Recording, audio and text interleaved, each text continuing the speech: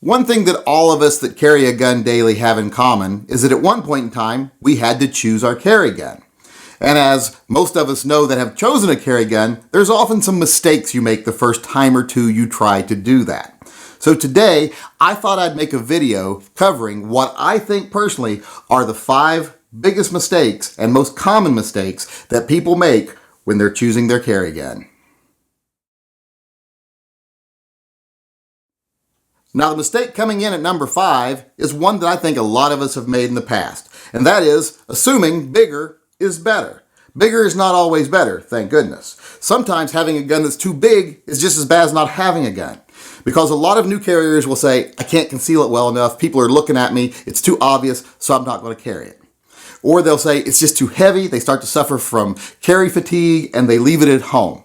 So too big of a gun can be a big problem. A lot of people assume that my carry gun has to be able to do everything. Well, unless you're being attacked by wild elephants at the bus stop every day, your carry gun doesn't have to be able to take down an elephant. It's just got to be a good gun for everyday carry. So I think choosing a gun that's just too large is something that a lot of us do way too often. Okay, the mistake falling at number 4 is the opposite of number 5. It's choosing too small of a gun. A lot of people will often say, it has to be super tiny or I can't carry it. I just can't carry a gun that's any bigger than something like this here. And that's just not true. If you get a little bit of experience with carrying, you'll find out that's not the case. No one's looking at you all the time. Having a slight little bump somewhere isn't really going to make a big difference for most people. So unless you have a job where you absolutely have to carry in a back wallet holster, etc., guns like this are not really the greatest for everyday carry. They're just too small. And I'm not talking about the caliber, I'm talking about the size of the gun. Because if you're in a stressful situation, guns this small are hard to manipulate. They have tiny little grips, it's hard to get a good grip on it, it's hard to work the slide, it's hard to work the controls. Little guns just come with a lot of problems. Trust me, having a little gun can often cause you a lot of problems. So I think that's a mistake a lot of people make. They think, I just can't carry anything bigger, so I got to get something tiny, when that's not true. And then they end up with a gun that won't serve them well in a bad situation. So at number 4 is choosing too small of a gun. Now, the mistake falling at number 3 is choosing the wrong caliber. A lot of people will find the right size gun and then they choose the wrong caliber. Now, choosing the wrong caliber has multiple implications. For one, effectiveness. If you choose too small of a caliber, it might not be effective for where you live. If you live in North Dakota where everybody's freezing their tits off and wearing 3 layers of warm clothing, a 25 ACP might not stop a threat fast enough. So that would not be an appropriate caliber choice for you. And also, if you have weak wrists or you're older or you can't handle heavy recoil, choosing a 357 Magnum or a 44 Magnum would not be right for you because you're not going to practice with it enough. So you're not going to be good with that gun. Or that caliber just might be too expensive. Like if you choose something here like 44 Special, you might be like, wow, this just costs way too much for ammo. I'm not going to shoot this gun to range. I'm just going to carry it. And I'm a firm believer that you have to shoot your carry gun. And you should quite often shoot it with the caliber that you're going to carry in it. Like if it's a 44 Magnum, don't shoot just 44 Special in it. Shoot 44 Magnum in it at the range. And that can be expensive. So often people will choose the wrong caliber and it either won't be effective, it'll be too much power for them, or it's just too expensive to practice with, and that's a big mistake to make. So choosing the wrong caliber is a big problem. Now, the number 2 mistake that I think a lot of people make when choosing their carry gun is that they're not open to various guns and they don't try various guns before they decide.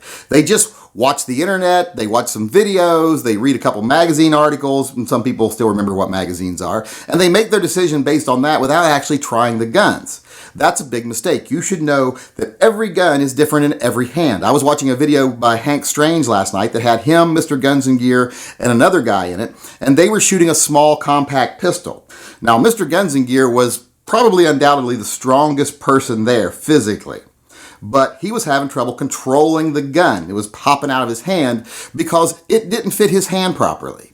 So you should always try different guns.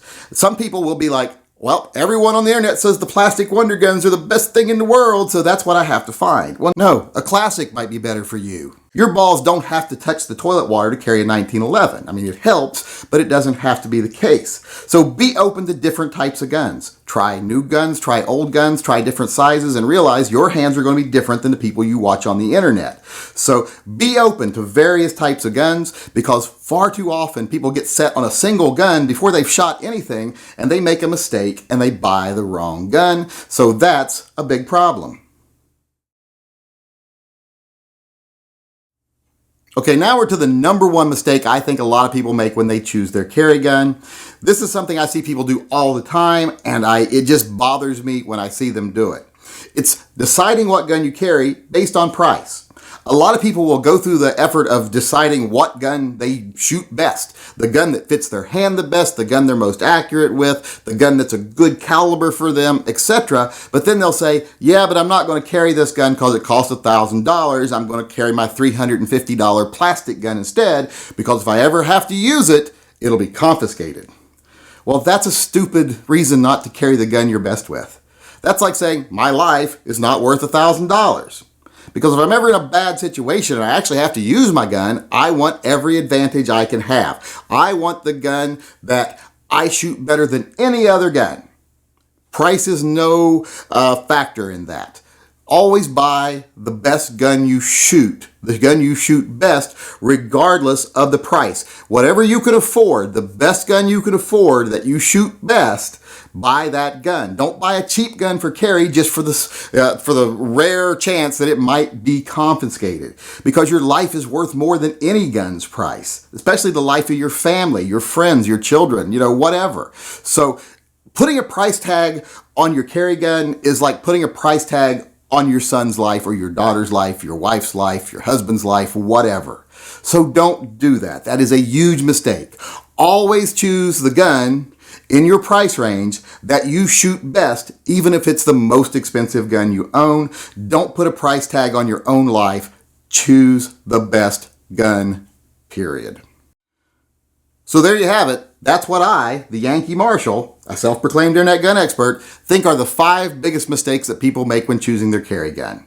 So my final message to everyone out there is take the time, put in the effort, find the gun that's right for you.